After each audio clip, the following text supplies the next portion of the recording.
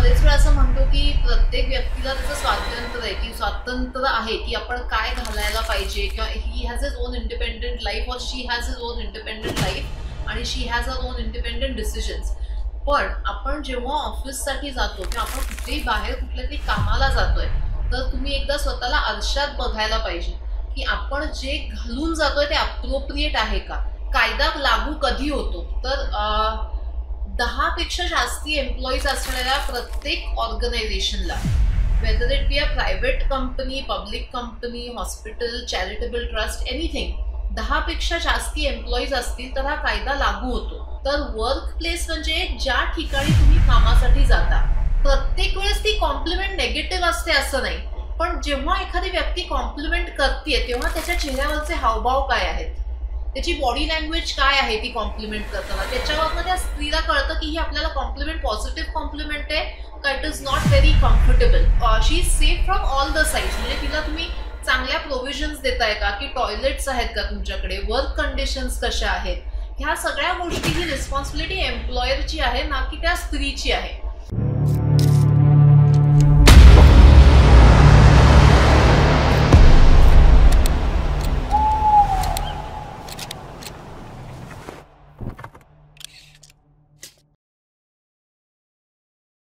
नमस्कार, पुन्हा एकदा सर्वांचं ज्ञान जर्नी या पॉडकास्ट चॅनलमध्ये मनापासून स्वागत आहे. आणि आज आपण खूप छान विषयावरती बोलणार आहोत. सामाजिक दृष्टीने खूप सेन्सिटिव्ह असा हा टॉपिक आहे आज आपण जो घेणार आहोत तो. तुम्हाला महाभारतातील एक प्रसंग आठवत असेल की ज्याच्यामध्ये द्रौपदीचं वस्त्रहरण होत होतं आणि त्या ठिकाणी राज्यसभेत जमलेले जे सगळे लोक होते, युधिष्ठिर झालं, द्रोणाचार्य झालं, कृपाचार्य झालं, पितामह भीष्म झालं, हे सर्व जेव्हा तिचं वस्त्रहरण होत होतं तेव्हा सगळे पाहत होते, सगळे शांत होते, पण त्या ठिकाणी तिथे कुणीही आवाज उठवला नाही. पण त्या ठिकाणी जेव्हा तिने श्रीकृष्णांना आवाज दिला तेव्हा श्रीकृष्णांनी त्यावेळी तो आवाज ऐकला आणि तिचं वस्त्रहरण होण्यापासून तिचं संरक्षण केलं. आपल्या ह्या सामाजिक युगात आणि आता ह्या डिजिटल युगामध्ये अशा प्रकारचं वस्त्रहरण भरपूर ठिकाणी होत आहे. तुम्ही त्याच्यामध्ये महिलांचं म्हणू शकता, मुलींचं म्हणू शकता. आणि हे जे वस्त्रहरण कशा पद्धतीने होत आहे आणि ह्या वस्त्रहरण रोखण्यासाठी आत्ताच्या युगामध्ये कृष्ण कोण आहे हे आपल्याला समजून घ्यायचं आहे. आपण थोडक्यात पॉश ऍक्ट ह्या विषयी आज बोलणार आहोत. आणि ह्या विषयी आज बोलण्यासाठी आपल्याकडे जे प्रमुख पाहुणे आलेले आहेत ते ह्या पॉश ऍक्ट ह्या क्षेत्रामध्ये 5 वर्षापासून काम करत आहेत. ऐश्वर्या प्रभू मॅम आज आपल्याकडे आलेल्या आहेत. मॅम नमस्कार. नमस्कार. तुमचं मनापासून स्वागत आहे आपल्या ज्ञान जर्नी या प्लॅटफॉर्मवरती. आणि आपल्या प्रेक्षकांना थोडीशी तुमची ओळख करून द्या. नमस्कार, मी CA ऐश्वर्या प्रभू. पेशाने मी चार्टर्ड अकाउंटंट आहे, पण गेले 5 वर्ष मी पॉश ऍक्ट 2013 ह्या लॉमध्ये काम करते. म्हणजे ह्याच्यामध्ये मी काम करते म्हणजे काय, तर मी अवेअरनेस सेशन्स कंडक्ट करते कॉर्पोरेट्समध्ये जाऊन. मी जिथे जिथे महिला एकत्र येऊन काहीतरी काम करतात तिथे मी जाऊन हे सेशन्स कंडक्ट करते. सो बेसिकली हा एक सोशल सर्व्हिस म्हणा किंवा एक सोशल अवेअरनेससाठी मी हे कार्य करते. आणि त्याच्या पलीकडे जाऊन मी रेकी हीलर पण आहे. आणि माझे मिस्टर चार्टर्ड अकाउंटंट आहेत. सो आमची फर्म आहे एक, त्याच्यात ते माझं ॲक्टिव्हली चालूच असतं काम. सो ही एक छोटीशी माझ्याबद्दल माहिती.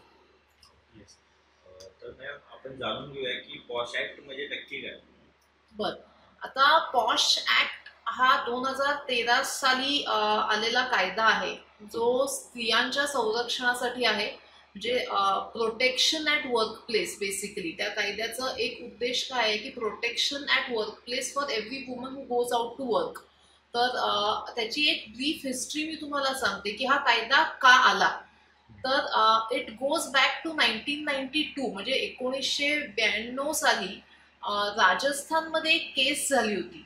आणि त्या केसमध्ये काय झालं होतं की एक भावरी देवी नावाची एक स्त्री होती आणि ती राजस्थानच्या गव्हर्नमेंटसाठी अंगणवाडी वर्कर होती.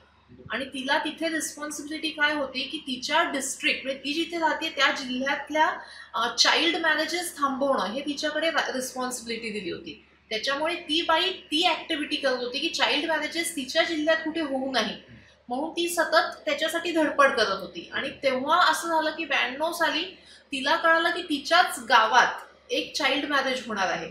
सो शी टूक अ स्टेप आणि ती जाऊन तिकडे त्या फॅमिलीशी बोलली की आपण हे चाइल्ड मॅरेज नाही करायला पाहिजे. एक तर हे कायद्याने पण it is not with the law, आणि सेकंड थिंग तुझं बाळ जे आहे ते 1च वर्षाचं आहे, सो तिचं विवाह करणं हे फार चुकीचं आहे.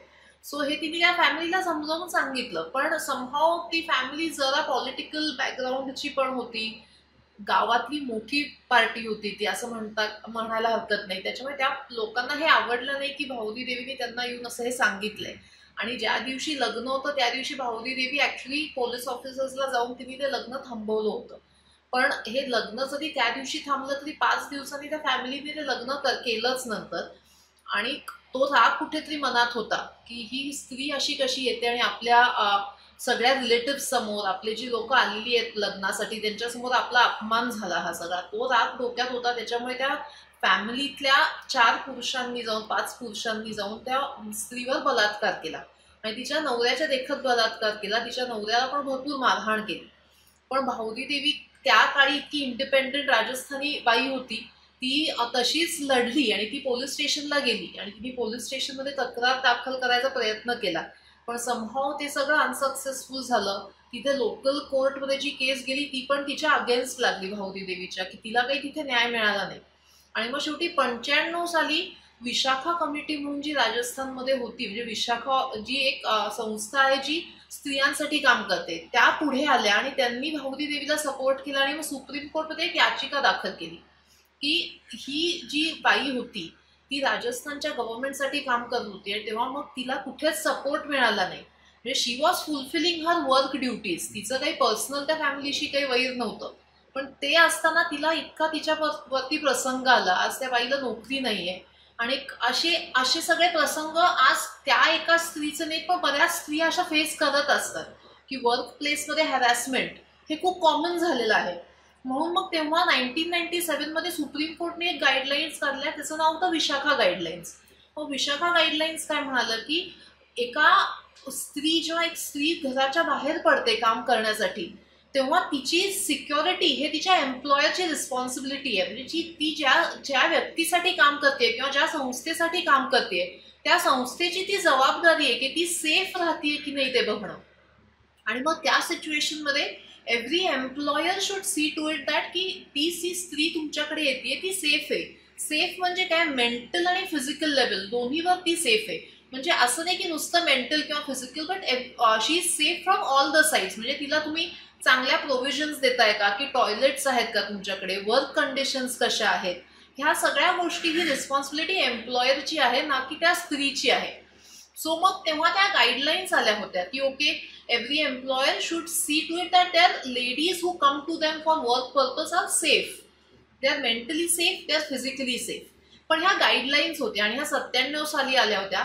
त्याच्यानंतर बऱ्याच केसेस भारतात अशा व्हायला लागल्या की ज्या बऱ्याच मोठ्या मोठ्या कॉर्पोरेटच्याही केसेस आल्या त्याच्यात. म्हणजे मला आता नावं घ्यायची नाहीयेत, पण बरेच मोठ्या कॉर्पोरेट ज्या आज आपल्याला माहिती आहेत, आपण ऐकून आहोत, त्या कॉर्पोरेटच्या केसेस इथे आल्या. आणि तेव्हा असं अगदी प्रकर्षाने दिसून आलं की अजूनही जरी तो गाईडलाईन्स आल्यात विशाखा गाईडलाईन्स, तरी पण स्त्रिया अजून सेफ नाही आहेत. म्हणजे जेव्हा त्या कामावर जातात तेव्हा त्यांना कुठल्या तरी प्रकारचा हॅरॅसमेंट फेस करायला लागतं. आणि मग शेवटी 2013 साली एक फॉर्मल कायदा आला, that was called as posh act 2013. Prevention, prohibition आणि रिड्रेसल. प्रिव्हेन्शन, प्रोहिबिशन म्हणजे काय, हे होताच कामा नाही. प्रिव्हेन्शन म्हणजे काय की prevention is better than cure, असं आपण म्हणतो की ही गोष्ट घडायलाच नको, ह्याच्यासाठी तुम्ही काय स्टेप्स घेताय किंवा ह्या गोष्टी अशा आपल्या ऑफिसमध्ये नकोत म्हणून काय स्टेप्स घेताय. प्रोहिबिशन म्हणजे जर झाल्या तर तुम्ही काय स्ट्रिक्ट नियम आहेत तुमच्या कंपनीत किंवा ह्या गोष्टी परत होणार नाहीत वारंवार. आणि रिड्रेसल म्हणजे काय की ठीक आहे माझ्याकडे प्रिव्हेन्शन आणि प्रोहिबिशन तर माझ्याकडे आहे, इन प्लेस आहे, पण जर अगदीच ह्याच्या पलीकडे जाऊन एखादी केस झाली तर मी ती कशी हँडल करतो. So that is prevention, prohibition and redressal under posh act 2013. जसं आता तुम्ही सांगितलं की पॉश ऍक्ट हा 2013 मध्ये लागू झाला, तर नक्की पॉश ऍक्ट काम कसा करतो किंवा आपल्याला कळणार कसं की ऑफिसमध्ये ही गोष्ट आपल्यासोबत अशा पद्धतीने घडतीये. ओके, सो आता मी एक परत त्या ऍक्ट वरती जाते की पॉश ऍक्ट काय, it works for sexual harassment. So it is specifically for sexual harassment. Now what I mean by sexual harassment, की बरेच वेळा असं होतं की एखादी स्त्री किंवा एखादी मुलगी जो ऑफिसमध्ये जाते तर कदाचित तिला एखादी कॉम्प्लिमेंट मिळते ऑफिसमध्ये गेल्यावर की ओके हा ड्रेस तुला खूप छान दिसतोय. तर प्रत्येक वेळेस ती कॉम्प्लिमेंट नेगेटिव्ह असते असं नाही, पण जेव्हा एखादी व्यक्ती कॉम्प्लिमेंट करते तेव्हा त्याच्या चेहऱ्यावरचे हावभाव काय आहेत, त्याची बॉडी लँग्वेज काय आहे ती कॉम्प्लिमेंट करताना, त्याच्यावरनं त्या स्त्रीला कळतं की ही आपल्याला कॉम्प्लिमेंट पॉझिटिव्ह कॉम्प्लिमेंट आहे का it is not very comfortable. So एखादी गोष्ट त्या स्त्रीला जर अनकम्फर्टेबल करत असेल, त्या स्त्रीला काहीतरी स्वतःबद्दल घृणा वाटायला लागली त्या गोष्टीने, तर definitely that will be covered under posh act 2013. Sexual harassment म्हणजे काय, की कोणीतरी तुम्हाला येऊन हात लावतंय किंवा तुमच्यावर बळजबरी करतंय किंवा तुमच्यावर काहीतरी लैंगिक कमेंट्स करतंय, तर that are covered under sexual harassment. म्हणजे आता बरेच वेळा मी जेव्हा कंपनीजमध्ये जाते तेव्हा मुली येऊन मला सांगतात की आम्हाला एक्स्ट्रा आवर्स वर्किंग लागतं. तर मग मी त्यांना सांगते की extra hours working is not sexual harassment. कधी कधी कामाची रिक्वायरमेंट असते, म्हणजे तुमचं प्रोजेक्ट डेडलाईन्स आहेत तर तुम्हाला थांबायला लागेल किंवा तुम्हाला घरी जाऊन काम करायला लागेल. That is not sexual harassment, that is work pressure. हा, पण तुम्हाला जर एक्स्ट्रा आवर्स मुद्दाम थांबायला लावतायत किंवा सगळी टीम गेली आणि मग मॅनेजर नुसता मुद्दाम सांगतोय की नाही तू थांब आणि आपल्याला काहीतरी एकत्र काम करायचं आहे, तेव्हा तो तिला काहीतरी फोर्सिबली काही तिच्यासाठी ठीक आहे आपण डिनरला जाऊयात किंवा आपण कुठेतरी ड्रिंक्स घ्यायला जाऊयात असं काही करत असेल तर that is definitely harassment which can fall under sexual harassment. आता जर असं काही होतंय तर नक्की त्या स्त्रीने किंवा त्या मुलीने नक्की काय ऍक्शन घेतली पाहिजे? ओके, सो आता ऍक्शन काय घेतली पाहिजे, तर फर्स्ट थिंग इज जसं आता तुम्ही इंट्रोडक्शन देताना म्हणलं की आज कृष्ण कोण आहे, तर मी कायम मुलींना हेच सांगते की आजच्या जगात कृष्ण ही तीच आहे स्वतःसाठी. सो ती जेव्हा लोकांना सांगायला जाईल की मला वाचवा, हे करण्यापेक्षा तिने स्वतःने एक स्वतःसाठी आधी स्टँड घ्यावा की आज पॉश ऍक्ट 2013 असा एक कायदा आहे आणि तो कायदा काय आहे हा प्रत्येक मुलीने वाचायला हवा. म्हणजे अगदी शाळेपासून अगदी म्हाताऱ्या स्त्रियांपर्यंत हा कायदा वाचायला हवा. हा कायदा काय आहे, ह्या कायद्यात काय सांगितलेलं आहे, तर मग हा कायदा काय सांगतो की जर तुम्हाला असा कुठे त्रास होत असेल की तुम्हाला हॅरॅसमेंट वाटते, सेक्शुअल हॅरॅसमेंट तुम्ही घरी फेस करताय किंवा तुम्ही बाहेर ऑफिसमध्ये फेस करताय, तर तुम्ही पहिलं पाऊल काय उचललं पाहिजे, तर तुम्ही पहिलं पाऊल म्हणजे तुमच्या ऑर्गनायझेशनला कंप्लेंट केली पाहिजे. मग आता ही कंप्लेंट कोणाला करायची, तर ही कंप्लेंट जाऊन तुम्ही तुमच्या मॅनेजरला करू शकत नाही. सो ही कंप्लेंट करायला पॉश ऍक्ट 2013च्या अंडर एक कमिटी असते, म्हणजे जिथे 10 पेक्षा जास्ती लोक एकत्र येऊन काम करतायत. म्हणजे any organisation who employs more than 10 individuals or who has more than 10 employees, in that case that organization is bound, म्हणजे त्या ऑर्गनायझेशनला इट इज मॅन्डेटरी किंवा कंपल्सरी की त्यांनी एक इंटरनल कमिटी स्थापन करायची. मग ही इंटरनल कमिटी जी आहे ती पॉश ऍक्टचे सगळे नियम त्या कंपनीला लागू करते. म्हणजे त्या इंटरनल कमिटी काही केस आली उद्या तर ती internal committee would be responsible to conduct the investigation.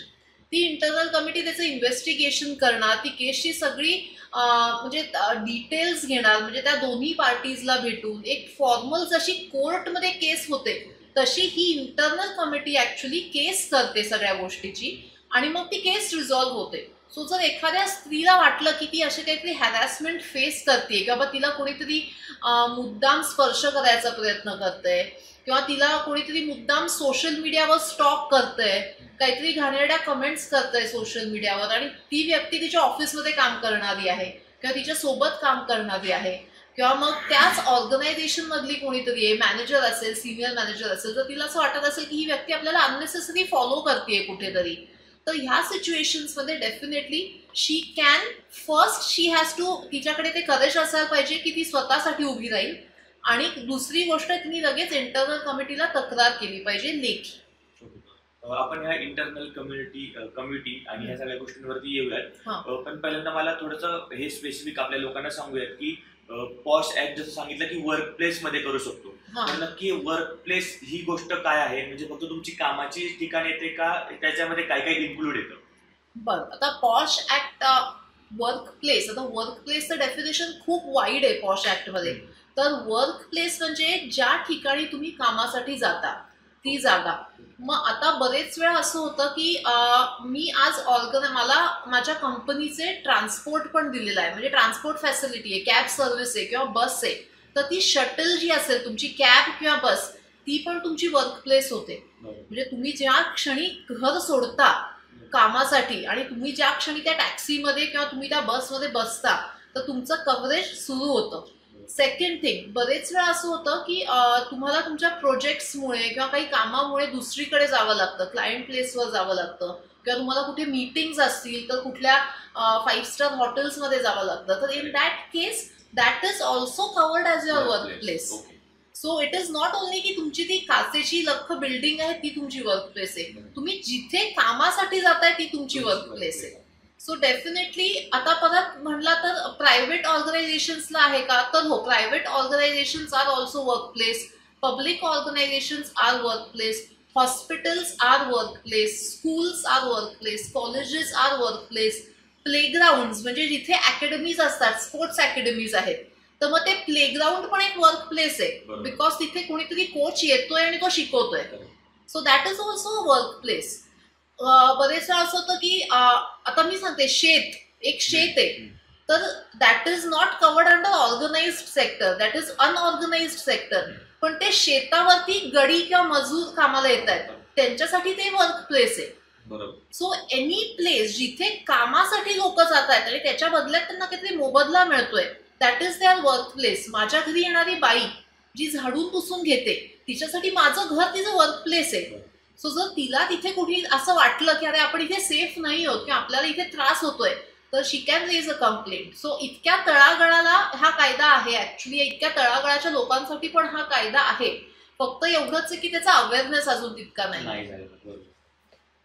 आता पॉश ऍक्ट मध्ये जसं तुम्ही सांगितलं की ज्या ज्या ठिकाणी वर्क प्लेस आहे त्या ठिकाणी आपण ह्या गोष्टी पाहू शकतो किंवा तो लागू होतो कायदा. पण याचे काही नियम आहेत का की बाबा तुमच्या किती एम्प्लॉय हवे किंवा बाबा जर कसा एखादी व्यक्ती आहे तर तिला हा कायदा लागू होतो का किंवा बाबा त्याच्यामध्ये काय आहे पुढची रजिस्ट्रेशन वगैरे कशा पद्धतीने करता येईल याचं आपलं? येस, सो आता गुड पॉइंट.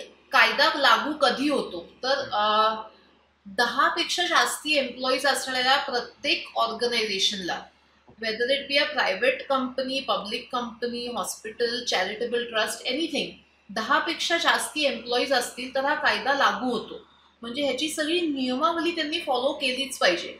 मग तिथे पहिली काय गोष्ट येते तर तुमची एक पॉश पॉलिसी पाहिजे प्रत्येक संस्थेची. जर आपल्याकडे 10 पेक्षा जास्ती लोक असतील कामाला तर तुमची एक स्वतःची पॉश पॉलिसी पाहिजे.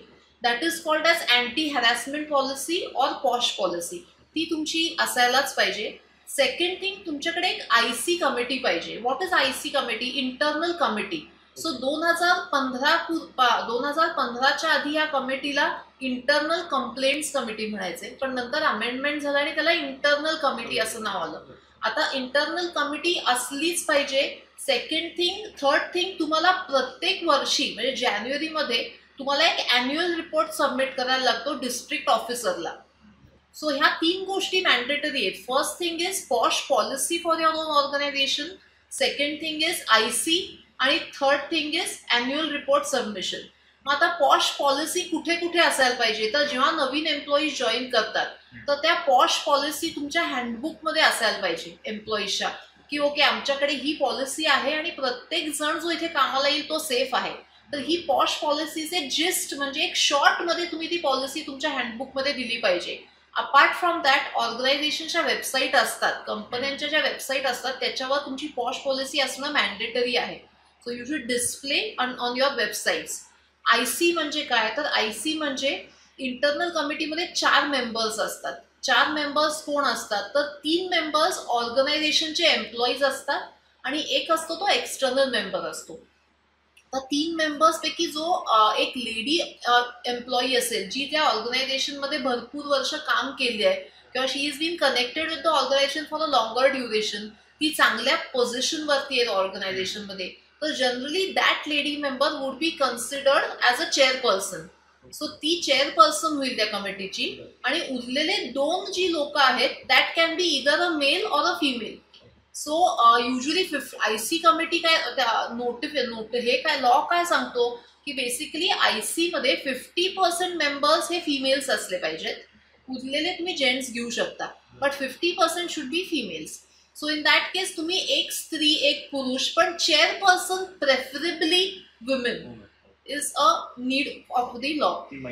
हा, आणि एक्सटर्नल कमिटीमध्ये external member should be any person जो ह्या लॉ मध्ये काम करतोय.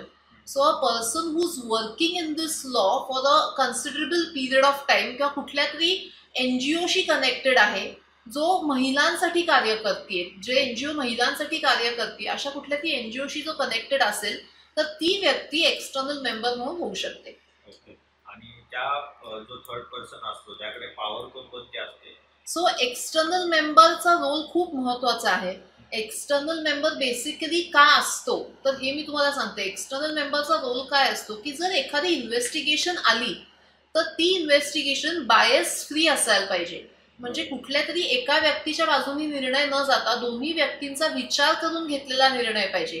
त्याच्यासाठी एक्सटर्नल मेंबर असतो. कारण काय आपण म्हणलं की इंटरनल मेंबर्स जे असतात इंटरनल कमिटीमधले ऑर्गनायझेशनचे एम्प्लॉईज, ते नाही म्हणलं की शेवटी आपण एक माणूस आहोत, आणि जर आपल्याला असं कळालं की आपल्या मित्राचं नाव आलेलं आहे ह्या केसमध्ये, तर कुठेतरी तो एक कॉन्फ्लिक्ट होतो इमोशनल लेवलवरती की अरे आपला मित्र सफर होईल, जाऊ दे कशाला. त्याच्यामुळे मग एक्सटर्नल मेंबर असतो की एक्सटर्नल मेंबरसाठी सगळे सारखेच असतात, म्हणजे तो कोणाचा मित्र नसतो, कोणाचा शत्रू नसतो. So he is at a level की तो बायस फ्री, तो मेंबर जो आहे तो बायस फ्री डिसिजन्स घेईल, आणि जे काय इन्व्हेस्टिगेशन होईल त्यात एक्सटर्नल मेंबरचा जो निर्णय आहे तो फायनल निर्णय धरला जातो. सो जरी इंटरनल मेंबर्सला वाटत असेल की काहीतरी आपण ही case will just let it go, किंवा आपण आता नुसती सुनावणी एक वॉर्निंग देऊन सोडून देऊया, पण जर एक्सटर्नल मेंबरला वाटत असेल की नाही ह्याला शिक्षा झाली पाहिजे, तर मग एक्सटर्नल मेंबरचा निर्णय हा फायनल धरला जातो. आणि यामध्ये जी शिक्षा असते ते एंड ऑफ द एंड म्हणजे सगळ्यात हार्ड कोणती शिक्षा केली जाते? आता एंड ऑफ द एंड म्हणजे ऑर्गनायझेशनची पॉलिसी काय सांगते ते बघायला लागतं. तर बरेच वेळा आता मी जेव्हा कंपन्यांसोबत काम करत असते तेव्हा मी बरेच वेळा असं मी बघते की ऑर्गनायझेशन्स थोड्या घाबरतात. म्हणजे ते म्हणतात की ओके असं काही केस झाली ना तर आम्हाला ती व्यक्तीच नकोय आमच्या ऑफिसमध्ये. मग usually termination from employment is the highest punishment which a organisation offers. पण if you go beyond organisation, आणि जर एखाद्या महिलेनी जर केस फाईल केली, म्हणजे भारतीय न्याय संहितेच्या अंडर तिने जर केस फाईल केली, तर त्या केसमध्ये 3 वर्षाचा तुरुंगवास पण लिहिलेला आहे. म्हणजे त्या under that law a person can get imprisonment up to 3 years. आणि मॉनिटरी कॉम्पन्सेशन म्हणजे जर त्या स्त्रीने काही ट्रीटमेंट घेतली असेल बिकॉज ऑफ सच हॅरॅसमेंट, तिला मेंटल लेवलवर फिजिकल लेवलवर काही प्रॉब्लेम्स झाले असेल, त्याच्यासाठी जर तिने ट्रीटमेंट घेतली असेल तर त्या ट्रीटमेंटचा खर्चही त्या व्यक्तीला बेअर करायला लागतो. So under Bharatiya Nyaya Sanhita, basically that was earlier IPC, so आता आपण त्याला भारतीय न्याय संविधा म्हणतो, तर त्याच्या अंडर इम्प्रिझनमेंट फॉर 3 years आहे मिनिमम. आणि परत मॉनिटरी कॉम्पन्सेशन आहे. आणि ऑर्गनायझेशन लेवल्सवर जर आपण हे बघितलं तर maximum punishment they can offer is termination from employment. आता जसं तुम्ही सांगितलं पॉश ऍक्ट हा 10 जर एम्प्लॉय असतील तर त्याच्या पुढे प्रत्येक कंपनीला लागू होतो. येस. पण एखादी जर छोटी कंपनी आहे ज्याच्यामध्ये 4-5च एम्प्लॉईज आहेत, येस, तर त्याच्यामध्ये 2 मुली आहेत, 3 मुलं वगैरे आहेत, आणि मग जर त्या मुलींसोबत जर एखादी गोष्ट अशी झाली तर त्यांच्यासाठी काय प्रोसेस वेगळी असते का कसं असतं? हा, तर मग in this case local committee स्थापन झालेल्या असतात. म्हणजे प्रत्येक शहरात त्यांची एक लोकल कमिटी असते आणि ती डिस्ट्रिक्ट ऑफिसरच्या अंडर झालेली असते. So district officer will nominate the chairperson of that committee. मग ती लोकल कमिटी जी असते त्यात साधारण प्रत्येक क्षेत्रातले चांगले चांगले तज्ज्ञ घेतले जातात. म्हणजे त्यात वकील असतात, त्यात ज्या सोशल सर्व्हिस करतात असे NGOचे हेड असतात. सो असे सगळे नॉमिनेट होऊन एक लोकल कमिटी झालेली असते. आणि जिथे 10पेक्षा कमी स्त्रिया किंवा 10पेक्षा कमी एम्प्लॉईज असं म्हणेन मी, स्त्रियांपेक्षा 10पेक्षा कमी आहेत, त्यांनी लोकल कमिटीला ते कॉन्टॅक्ट करू शकतात. If not local committee they can directly go to the nearest police station आणि ते कंप्लेंट फाईल करू शकतात अंडर पॉश ऍक्ट 2013. ह्याच्यामध्ये जर एखादी मुलगी आपल्या ऑफिसमध्ये मधनं जर दुसऱ्या ऑफिसमध्ये जर मीटिंगसाठी गेली तर त्या ऑफिसमधल्या एखाद्या कोणी पण एखाद्या लेडीजनी किंवा एखाद्या पुरुषांनी जर तिच्यासोबत चुकीची गैरवर्तन केलं, चुकीची गोष्ट केली तर ते पॉश ऍक्टच्या अंतर्गतच येतं का? येणार, 100% येणार. सपोजिटली तर मी माझंच एक्झाम्पल घेऊन सांगते की जर आज मी कुठल्या तरी दुसऱ्या ऑफिसमध्ये कामाला गेलेली आहे, कुठल्या तरी क्लायंटकडे कामाला गेलेली आहे आणि तिथे मला जर असं काही अनुभव आला की कोणीतरी मला स्पर्श केलाय किंवा कोणीतरी माझ्याकडे चुकीच्या नजरेने बघतंय, तर in that case me complaint करू शकते. मग मी कोणाला कंप्लेंट करायची? तर मी त्या कंपनीला जाऊन कंप्लेंट नाही करू शकत, because I am not their employee. मी माझ्या कंपनीला जाऊन कंप्लेंट करणार की ओके, मी इथे गेले होते ह्या क्लायंटकडे कामासाठी आणि I have faced harassment there. मग इन दॅट केस काय होणार की माझी जी कमिटी आहे माझ्या कंपनीची IC, माझी IC त्या कंपनीच्या ICला कॉन्टॅक्ट करणार, त्यांना सगळे डिटेल्स देणार काय इश्यू झालाय तो, आणि मग ती केस जी आहे ती त्या कंपनीची IC पुढे कॅरी करणार. आणि ह्याच्यामध्ये माझ्या ICने मला 100% सपोर्ट केला पाहिजे. आणि जर तो सपोर्ट मला मिळाला नाही तर ती एक वेगळी केस होऊ शकते जी मी पोलीस स्टेशनमध्ये जाऊन करेल की मला हे हॅरॅसमेंट फेस करतेय मी आणि माझी IC मला सपोर्ट करत नाहीये. आता याच केसमध्ये कसं होऊ शकतं, आय थिंक की जी मुलगी आहे ती तक्रार करते कमिटीकडे, तर तिच्यावरतीच हे ब्लेमिंग करू शकता की बाबा तू थोडी तक्रार जास्त करतेस किंवा तिला जास्त काम देऊन तिला थोडंसं प्रेशराईज करून जाऊ शकतो. यामध्ये तुम्हाला असे काय एक्सपिरियन्स आलाय का, अशी केस कोणती? येस, डेफिनेटली असं होतं बरेच ठिकाणी की जर एखाद्या मुलगी तक्रार केलेली आहे तर त्या ठिकाणी तिच्यावर थोडासा दबाव पाडण्याचा प्रयत्न होतो की तुझं इन्क्रीमेंट हाईक तुझा कमी करू आम्ही ह्यावेळेस, किंवा मग आम्ही बघू की तुला कुठे बाहेर नोकरी मिळणार नाही किंवा तुझं रेप्युटेशन, असे तिच्यावर दबाव येतात, किंवा मग तुझी बदली केली जाईल, अशा गोष्टी पण होतात. पण ऍक्च्युली जर मुली तेवढ्या स्ट्रॉंग राहिल्या आणि त्यांनी जर खरंच तो कायदा वाचला तर जर अशा गोष्टी त्यांच्या बाबतीत घडत असतील किंवा घडल्या असतील तर that is a valid reason for the case. म्हणजे त्या ऑर्गनायझेशन विरुद्धच केस होऊ शकते. बिकॉज पॉश ऍक्ट काय सांगतं, जर तुमच्याकडे एखादी तक्रार आली आहे रीतसर तर तुम्ही त्याचं निवारण करणं तुम्हाला इट इज कंपल्सरी. त्या केसचं निवारण व्हायला पाहिजे. इट शुड नॉट की तुम्ही त्या व्यक्तीला तुम्ही ब्लेम कराल किंवा त्या व्यक्तीवर काही फोर्सफुल मेजर्स घ्याल. सो पॉश ऍक्टमध्ये काय दिलंय की ICनी काय करायला पाहिजे ह्या सिच्युएशनमध्ये की जर एखादी केस आली तर IC शुड बी व्हेरी, म्हणजे त्यांनी सिम्पथेटिकली आणि एम्पॅथिकली बघायला पाहिजे त्या केसकडे. आणि इन दॅट केस त्यांनी त्या मुलीला रादर एक हे द्यायला पाहिजे की ओके ठीक आहे, तुला ऑफिसला यायला जर तुला कम्फर्टेबल वाटत नसेल तर तू वर्क फ्रॉम होम कर 2-3 महिने जोपर्यंत ही केस रिझॉल्व्ह होत नाही, किंवा मग आम्ही तुझी टीम बदलतो, इमिजिएट टीम, तुझा रिपोर्टिंग मॅनेजर बदलतो. ह्या अशा गोष्टी करायला पाहिजेत. तुम्ही तिला धमकावून किंवा ही केस मागे घे, नाहीतर काहीतरी आम्ही तुला प्रॉब्लेम्स क्रिएट करू, जर हा ॲटिट्यूड जर कुठल्या ऑर्गनायझेशननी ठेवला तर डेफिनेटली ती organisation would land in trouble, कारण की ही एक मोठी केस होऊ शकते ऑर्गनायझेशन विरुद्ध. So this is not advisable. Rather जितकी तुम्ही एम्पथी दाखवाल त्या व्यक्तीला तितकी ती केस खूप इझिली रिझॉल्व्ह होईल. याच केसमध्ये असं असतं की एखाद्या गोष्ट आपल्यासोबत होतीये तर त्याचे प्रूफ कोणकोणते ठेवले पाहिजे जेणेकरून केस ती स्ट्रॉंग होईल? आता हा खूप महत्वाचा मुद्दा आहे की प्रूफ्स. तर बरेच वेळा अशा केसेसमध्ये प्रूफ्सच नसतात. म्हणजे आता आम्ही कितक्या केसेस हँडल केल्या आहेत तर बरेच वेळा असं होतं की आमच्याकडे काहीच प्रूफ नाही आहेत, पण ती व्यक्ती सांगतेय की मला ह्या व्यक्तीमुळे खूप त्रास झालेला आहे. मग काय तर मग थोडंसं जर तुमच्याकडे काही त्यांचे चॅट हिस्ट्री असतील किंवा व्हॉट्सॲपवर काही मेसेजेस असतील किंवा तुमच्या टीम्सवरती किंवा कुठल्याही सोशल मीडिया प्लॅटफॉर्मवरती मेसेंजरमध्ये काही मेसेजेस असतील तर हे खूप मोठे प्रूफ ठरू शकतात. किंवा मग काही अनवॉन्टेड कॉल्स असतील किंवा रात्री अपरात्री कॉल्स केलेले असतील तर मग त्या कॉलचा रेकॉर्ड हे एक मोठा प्रूफ होऊ शकतो. किंवा मग तुमच्या सोबत कोणी कलिग असेल आणि त्या कलिगनी पण ते ऑब्झर्व केलं असेल तर त्या कलिगचं एक त्यांनी एक सांगितलेलं काहीतरी हे definitely that can B considered as a evidence, strong evidence. पण सिच्युएशन्स अशा होतात की ह्या केसेसमध्ये बरेच वेळा प्रूफ्सच नसतात काही, की आम्ही कुठेतरी लिफ्टमध्ये होतो किंवा आम्ही कुठेतरी पॅसेजमधून येत होतो आणि असं काहीतरी घडलं, किंवा मग मला त्यांनी स्पर्श केला, किंवा आम्ही कॅफेटेरियामध्ये होतो आणि कॉफी पिताना त्यांनी माझा हात पकडला. सो अशा ज्या गोष्टी होतात तेव्हा मग प्रूफ्स तशा काही नसतात. मग तेव्हा काय करायचं, तर बरेच वेळा सायकोलॉजिस्ट हे इन्व्हेस्टिगेशनमध्ये बोलवले जातात, किंवा एखादा सायकोलॉजिस्ट येतो आणि तो दोन्ही पार्टीशी बोलतो आणि मग त्यांच्या बॉडी लँग्वेजमध्ये किंवा त्यांच्या टोन ऑफ स्पीकिंग मध्ये त्यांना कळून जातं की ओके कोण खरं बोलतंय आणि कोण खोटं बोलतंय.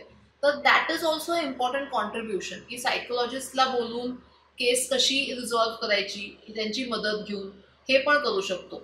पण डॉक्युमेंटरी एव्हिडन्स मी म्हटलं तर चॅट हिस्ट्री, कॉल रेकॉर्ड्स, किंवा मग तुम्ही कुठे कोणासोबत जर कधी कॉफी प्यायला गेला असेल तर मग त्याचे तुमच्याकडे काही डेट टाइम त्याचे रेकॉर्ड्स असायला पाहिजे. बिल्स जर तुम्ही असतील, तुम्ही कोणी पे केलं तर ते that can be a sufficient record. याच्यामध्ये चॅटिंग वगैरे जसं तुम्ही आता सांगितलं, चॅटिंग वगैरे जेव्हा एखादी मुलगी आता एखाद्या मुलासोबत पहिल्यांदा ओके आहे, म्हणजे मुलगा तिच्यासोबत थेट करतोय किंवा तिच्यासोबत हे करतोय, पण मुलगी पण त्याला रिप्लाय देते, मुलगी पण तिच्यासोबत चॅटिंग करते, पण नंतर त्यांचं 4-5 महिन्यानंतर बिघडलं आणि मग मुलगी बोलली की नाही आता मला याला धडा शिकवायचाच आहे, आणि त्या ह्याच्यात जर तिने गुन्हा दाखल केला तर मग मुलगा कसं सफर करणार? तर ह्या खूपच चांगला प्रश्न आहे आणि आजकाल हे खूप होतंय, मोठ्या प्रमाणात होत आहे. तर फर्स्ट थिंग इज, जेव्हा एखादी मुलगी तक्रार करते तेव्हा त्या मुलीचा तिच्याकडे एक रेकॉर्ड असायला पाहिजे की she was not interested in that relationship, किंवा तिला जर त्या मुलांनी काहीतरी एक प्रपोज केलेलं आहे तर तिने कुठेतरी स्पष्ट सांगितलं पाहिजे की आय एम नॉट इंटरेस्टेड. आता ह्या केसमध्ये काय होतं, बरेच वेळा आजकालची जेन झी म्हणतो आपण, की ते लोक काय करतात की ते गो अराउंड, त्यांची डेटिंग्स होतात, 4-5 वेळा भेटतात, सगळं व्यवस्थित त्यांचं म्हणजे they are into that relationship, आणि आफ्टर अ सर्टन पिरियड काहीतरी बिनसतं, आणि मग बिनसल्यावर काय, तर मग ती मुलगी त्या मुलावर ॲलिगेट करते की ओके त्यांनी मला फोर्सफुली असं केलं तसं केलं. पण इन दॅट केस त्या मुलाने जर हे प्रूव्ह केलं की we were in a relationship which was दोघांकडूनही आमच्या सहमतीने ते रिलेशनशिप होतं, तर इन दॅट केस तो मुलगा फॉल्टमध्ये नसतो, आणि तशी इन्व्हेस्टिगेशन्स होतात आणि मुलांच्या बाजूनी पण निर्णय लागतात की okay we were in a relationship, की दोघांकडूनही होकार होता, ते रिलेशनशिप पुढे गेलं आणि सडनली तिला काहीतरी आमचं बिनसलं आणि मग ती आता माझ्यावर त्याबद्दल गुन्हा दाखल करते. पण आता अशी पण केस होऊ शकते की 4 वर्ष ते एकत्र होते, they're dating, they're together, live in relationships मध्ये असतात, पण मग 4 वर्षांनंतर कदाचित ती मुलगी किंवा तो मुलगा हुएवर इट इज ते बाहेर पडतात त्या रिलेशनशिप मधून, आणि मग त्यातली एक पार्टी कंटिन्युअस दुसऱ्या पार्टीला फॉलोअप करते की नाही मला आय एम इंटरेस्टेड, पण तुमची रिलेशनशिप संपलीये, एका व्यक्तीने सांगितलेलं आहे की आय एम नॉट इंटरेस्टेड, तरी पण तुम्ही कॉन्स्टंटली जर त्या व्यक्तीला फॉलोअप करत असाल तर मग त्या सिच्युएशन मध्ये ती जी दुसरी व्यक्ती आहे ती फॉल्ट मध्ये कन्सिडर केली जाते, म्हणजे she is at fault or he is at fault. So definitely जर तुम्ही रिलेशनशिप मध्ये असं म्हणजे तुम्ही तेव्हाच सांगत असाल की असं झालं अँड दॅट वॉज फोर्सफुल, तर that would not be considered as forceful. But if you have ended the relationship आणि पोस्ट युअर एंड तो व्यक्ती जर तुम्हाला परत फॉलोअप करत असेल तर डेफिनेटली मग त्या व्यक्तीला गुन्हेगार धरलं जातं. मुलांच्या बाजूने पण हा कायदा लागू होतो का? मुलांना हा कायदा लागू नाहीये, हा कायदा केवळ स्त्रियांना लागू आहे, पुरुषांना लागू नाहीये. पण आजकाल प्रत्येक ऑर्गनायझेशन मध्ये जेंडर न्यूट्रल लॉ असतो. म्हणजे जेंडर न्यूट्रल म्हणजे काय, की सगळे पॉलिसीज ज्या असतात किंवा जे सगळे नियम असतात ते पॉश कायद्याप्रमाणेच नियम असतात, पण हे जेंडर न्यूट्रल केले जातात, की म्हणजे कुठलीही व्यक्ती जी ऑर्गनायझेशन मध्ये काम करते ती सेफ आहे. मग let it be a man, let it be a woman, or let it be the third gender. So any gender which comes to work with that organisation is safe. मग ही policy असते, ह्याला posh policy न म्हणता anti harassment policy म्हणतात. म्हणजे ह्या पॉलिसीमध्ये नियम सगळे पॉशचेच लागू होतात, पण it covers all the genders. आणि जर तुम्ही स्पेसिफिक पॉश म्हणत असाल तर that is only for woman. याच्यामध्ये जर एखादी कंपनी आहे आणि एखादी मुलगी त्या ठिकाणी काम करते आणि तिथं सगळ्यात सिनियर जो मॅनेजर आहे तर त्याने जर असं काही कृत्य त्या मुलीसोबत केलं असेल तर त्या मुलीने कंप्लेंट नक्की कुणाकडे दाखल करायची, किंवा जसं आता तुम्ही बोलत की प्रूफ्स जर सीसीटीव्ही लागलेले आहेत त्या ठिकाणी आणि ती सगळी हँडल त्या मॅनेजरच्या हातात आहे पण तो ते प्रोव्हाइड करत नाहीये कारण की त्याला माहितीये जर हे अशा गोष्टी केल्या तर मी गोत्यात येऊ शकतो, तर मग त्यावेळेस त्या नक्की मुलीची प्रोसेस काय असेल? सी आता जेव्हा आयसी स्थापन होते तेव्हा IC is as good as a civil court. Okay, so जरी एखाद्या सिनियर मॅनेजरनी किंवा मॅनेजमेंट मधला जरी कोणी असेल आणि त्यांनी जरी हॅरॅसमेंट केली असेल तरी आयसी कडे जेव्हा केस जाते तेव्हा IC acts like a civil court. मग सिव्हिल कोर्टाच्या ज्या पॉवर्स असतात त्या सगळ्या आयसीला पॉवर्स मिळतात, म्हणजे त्या समन करू शकतात कोणाला तरी, ते कोणाला तरी इन्व्हेस्टिगेशनसाठी बोलू शकतात. मग let it be the owner of the organisation or let it be somebody who is at a very higher position in the organisation, that is irrelevant. म्हणजे तुम्ही जरी खूप सिनियर असाल ना तरी आयसीनी जर तुम्हाला बोलवलं, आयसीनी तुम्हाला समन केलं तर you have to come and attend the investigation. IC म्हणजे कोण? Internal committee. ओके, त्या इंटरनल कमिटी पर्यंत एम्प्लॉयनी पोहोचायचं कसं? इंटरनल कमिटीला तुम्हाला पहिली गोष्ट म्हणजे यू शुड फर्स्ट तुमचं जे असेल तो एक संवाद व्हायला पाहिजे, म्हणजे त्या इंटरनल कमिटीच्या मेंबरशी बोलून माझ्यासोबत हे घडलंय हे सांगायला पाहिजे.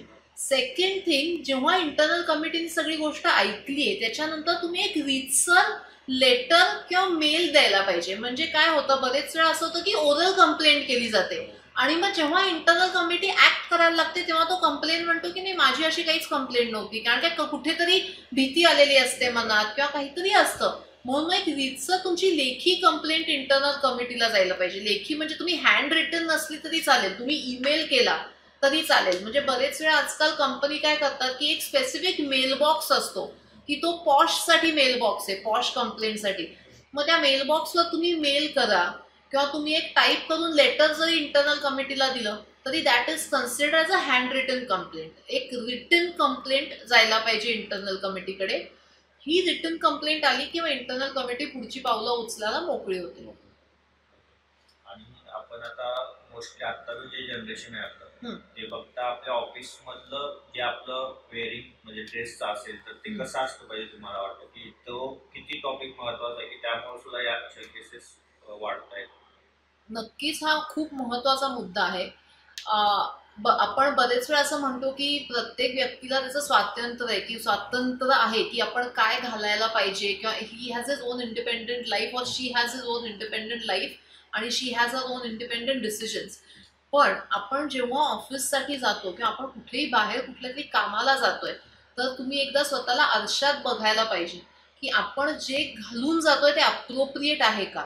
म्हणजे तुम्ही कुठेतरी पबमध्ये जात असाल तर तुमचं ड्रेसिंग वेगळं असणार, पण जर तुम्ही ऑफिसला जात असाल तर तुमचं ड्रेसिंग वेगळं असायला पाहिजे. तुम्ही पबचं ड्रेसिंग ऑफिसला नाही करू शकत. म्हणजे कुठलीही गोष्ट ज्यांनी समोरचा इन्स्टिगेट होईल अशी गोष्ट मुळातच केली नाही पाहिजे. म्हणजे this may sound very old fashion, पण मी कायम माझ्या मुलीलाही घरात सांगते की तू जिथे जातेस त्याच्याप्रमाणे तुझे कपडे असले पाहिजेत. म्हणजे जर तू मंदिरात जातेस तर you cannot wear a dress which is not acceptable. कारण काय तिथे काहीतरी भावना असतात, तिथे लोक कुठल्या तरी श्रद्धेने येतात, तर तुम्ही असं काहीतरी घालू नका की जेणेकरून लोकांचं अटेन्शन तुमच्याकडे येईल. म्हणजे मी एका मंदिराच्या बाहेर खूप सुंदर पाटी पण वाचली होती की तुमचं शरीर दिस इज लाईक हा तुमचा देवारा आहे असं समजा आणि तसं तुम्ही त्याला कॅरी करा. मग तुम्ही देवांना उघड्यावर असं ठेवू शकता का किंवा तुम्ही देवांना कसंही ठेवता का? नाही ना. मग तसंच तुमचं शरीर आहे आणि यू शुड कॅरी अकॉर्डिंगली. मग तुम्ही जेव्हा ऑफिसला जाताय तेव्हा तुम्ही आरशात एकदा बघा की मी अप्रोप्रिएटली ड्रेस्ड आहे का. मी असं म्हणत नाही की तुम्ही हे कपडे घालू नका, पण तुमच्या नजरेला अप्रोप्रिएटनेस हा प्रत्येक स्त्रीला देखील कळतो की ओके ह्याच्यात मी कशी दिसतीये किंवा मी ह्याच्यात प्रेझेंटेबल आहे का, आणि मग तुम्ही तसं ऑफिसला जा. म्हणजे अशा ज्या गोष्टी खूप छोट्या छोट्या गोष्टी आहेत की बरेच वेळा आपण आजकालच्या जनरेशनमध्ये होतं की कॉलेजमध्ये किंवा शाळेमध्ये कॉलेजमध्ये त्याच्यानंतर तुम्ही MBA करता, अशा ज्या एज्युकेशन तुमचे होत जातात तेव्हा तुमचा एक फ्रेंड सर्कल झालेला असतो, तेव्हा तुमचं इंटरॅक्शन लेवल खूप वेगळं असतं. तुम्ही हातात हात, टाळ्या देऊन, एकमेकांना हक करून बर्थडेजला हे सगळं तुम्ही करत असता. पण जेव्हा तुम्ही ऑफिसला जाता तेव्हा हे खूप बदललेलं असतो सिनॅरिओ. म्हणजे जरी तुम्ही त्याच एज ग्रुपचे आहात, म्हणजे जस्ट पास आउट आहात, ग्रॅज्युएट झालेला आहात, तरी पण तिथे कल्चर वेगळं असतं. So you should adapt to that culture. आता तुम्ही तिकडे जाऊन जर तुम्ही हातात हात, गळ्यात गळे घातले तर दॅट इज नॉट ऍक्सेप्टेबल. किंवा मग समोरची व्यक्ती ती कशी त्या गोष्टीला घेतीये हे तुमच्या कंट्रोलमध्ये नसतं. सो तुमचं बिहेवियर पण एक कंट्रोल्ड असायला पाहिजे. तुम्ही स्वतःला पण काही नियम घातले पाहिजेत की ओके ह्याच्या पुढे मी पाऊल नाही टाकणार. सो जेव्हा तुमचे लिमिटेशन्स तुम्हाला माहिती असतात की ओके ही माझी लिमिट आहे, मी ह्याच्या पुढे नाही जाणार, तेव्हा ह्या गोष्टी खूप कमी होतात. पण ज्या ठिकाणी असं होतं बरेच वेळा की आपले लिमिटेशन्स आपण क्रॉस करतो आणि मग समोरच्याने लिमिटेशन्स क्रॉस केल्यावर मात्र आपण म्हणतो की अरे ह्यांनी मला हात लावला किंवा त्यांनी माझ्याकडे असं बघितलं. ते बऱ्याच प्रमाणात आजकाल व्हायला लागलंय. So I always whenever I go to corporates, मी जिथे सेशन्स घेते तिथे मी दोघी म्हणजे मुलांना आणि मुलींना दोघांनाही हे सांगते की तुम्ही वागलं कसं पाहिजे. म्हणजे तुम्ही ऑफिसमध्ये ऑफिस आवर्समध्ये एकमेकांशी बोला, रिस्पेक्टफुली बोला. ऑफिस आवर्स संपल्यानंतर एकमेकांच्या पर्सनल लाईफमध्ये तुम्ही जाऊच नका. तुम्हाला जर इंटरेस्ट असेल ना तुम्ही रितसर नंतर फॉर्मल बोलून त्या सगळ्या गोष्टी, तुम्हाला जर वाटत असेल की okay I am liking this person किंवा मला ह्याच्यासोबत काहीतरी एक रिलेशनशिप डेव्हलप करायचं आहे, तर तुम्ही ते एक फॉर्मली आधी सुरू करा. म्हणजे ते एकदम इनफॉर्मल होऊन तुम्ही फ्रेंड्स लगेच होऊन आणि मग नंतर ते कुठेतरी फाटत जातं. ते न करण्यापेक्षा your communication with your office employees or your office colleagues should be very formal. Gradually as you start knowing each other, things happen. तुम्ही बोलता, कधी आउटिंगला जाता, पण let it go on a very slow पेस.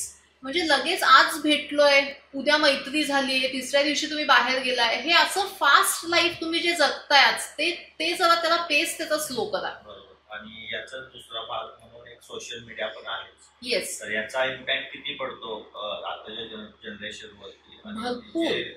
जे काय आपण बघतो सोशल मीडियाला कोणते फोटोज टाकले जातात, भरपूर. म्हणजे हाच प्रकार बऱ्याच कंपन्यांमध्ये आजकाल होतोय की सोशल मीडियावर काहीतरी एक पोस्ट केलं आणि मग त्या पोस्टला कुठल्या तरी ऑफिसच्या कलिगनी त्याच्यावर कमेंट केली आणि मग ती कमेंट इतकी वल्गर असते की मग त्या मुलीला दुसऱ्या दिवशी ऑफिसमध्ये एकदम हे होतं की बापरे ह्यांनी काय कमेंट केली. आणि मग त्या टीममध्ये त्याच्या गॉसिप सुरू होतात की ह्यांनी अशी कमेंट केली आहे. त्याच्यापेक्षा परत तोच मुद्दा येतो की why are you not keeping formal relationships with your colleagues? Why do you want to give them a space in your personal life? So let us keep two things different, personal आणि professional. आणि जेव्हा तुम्ही social मीडियावर असे काही poses करता किंवा असे काही कपडे घालून फोटो टाकता तेव्हा डेफिनेटली ते अटेन्शन सिकिंग होतं आणि कोणीतरी काहीतरी कमेंट करून जातं. आणि मग ती कमेंट म्हणजे एकदा असं झालं होतं की एका ऑफिसचा व्हॉट्सॲप ग्रुप होता त्या टीमचा आणि त्या टीमच्या व्हॉट्सॲप ग्रुपवरती एका मुलीने फोटो टाकला. म्हणजे तिचं म्हणणं असं नंतर होतं की मी चुकून फोटो ह्या टीमच्या ग्रुपवर पाठवला, मला कोणातरी इंडिव्हिज्युअलला पाठवायचा होता, तो चुकून इथे पडला. आणि मग इथे पडल्यावर धडाधड त्याच्यावर कमेंट्स यायला लागल्या आणि मग तिला ते खूप हे झालं की बापरे, ह्युमिलिएशन झालं तिला की बापरे आपल्याला असं बोलतायत. पण मग आम्ही तिला तेच नंतर इन्व्हेस्टिगेशन वेळेस आम्ही तिला तेच सांगितलं की अगं तू थोडं तरी भान ठेवायला हवं होतंस की तू कुठल्या ग्रुपवर काय फोटो शेअर करते. आज तुला कळालं की तुझ्या ह्या फोटोमुळे त्याच्यावर किती रिॲक्शन्स आल्या आणि मग तू म्हणते की मला ह्या रिॲक्शन्स आवडल्या नाहीत. मग in the first place you shouldn't have shared that photo. आणि आज तुझ्याकडनं शेअर झालाय आणि मग तुला रिॲक्शन्स आल्यात तर दॅट वॉज व्हेरी नॅचरल. म्हणजे जर तुझ्या टीममध्ये 5 मुलं आहेत आणि 2 मुली आहेत आणि 5च्या 5 मुलांनी एकदम अशा काहीतरी कमेंट्स केल्या तर म्हणजे you shouldn't it wasn't a surprise. म्हणजे तू असाच काहीतरी फोटो टाकलास की याच्यामुळे अशा रिॲक्शन्स येणार होत्या. सो डेफिनेटली सोशल मीडियावर तर खूपच लिमिटेशन्स आणले पाहिजेत. म्हणजे तुम्ही सोशल मीडियावर कोणाला तुमच्या फेसबुक अकाउंटला तुम्ही कोणाला फॉलो करताय का तुम्ही कोणाला फॉलो करू देताय हे तुमचं पर्सनल स्पेस आहे. तो let that be a personal space.